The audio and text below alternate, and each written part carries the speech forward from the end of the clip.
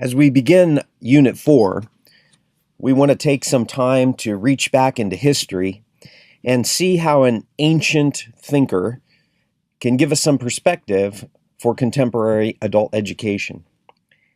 In particular, we want to look at how the Apostle Paul, particularly in his letter to the Philippians, thought about holistic learning. He has some insights here in just a couple of verses of Scripture that help us to see a complete picture of what education can look like, and in this case, from a Christian perspective. We'll do this in 4 parts.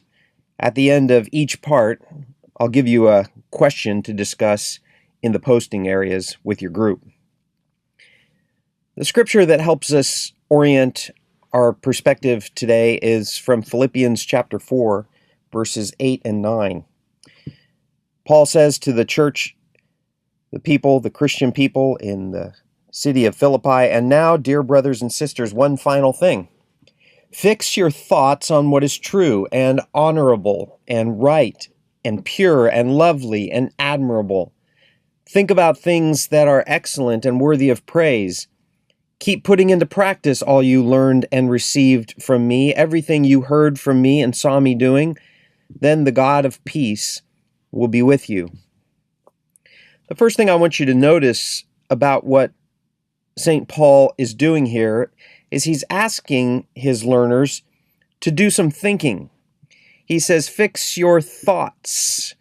In another translation, he says, think on or ponder on these things. This makes me think of Jean Piaget, a Swiss psychologist who was interested in understanding how people come to learn and understand. And he had a focus on, perhaps we might call it, the rational mind. He recognized that learning was something that was done autonomously. It involved analytic rationality. And he watched how children came over time to increase their deepened understanding of how the world works, eventually coming to a deeper comprehension of their understanding of truth. And part of Christian formation, as well as any kind of education, involves this apprehending of the way things are, an understanding of knowledge and ideas.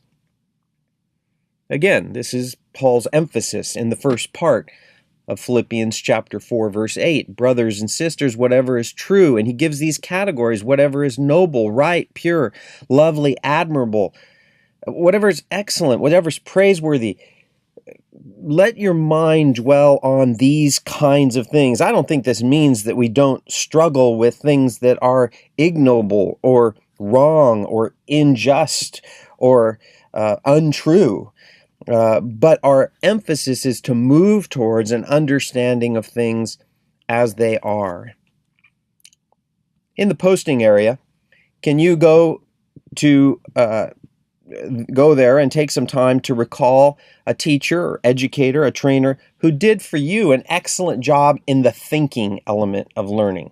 They got you to think about things and to struggle with ideas, to use your rational mind to deepen your understanding.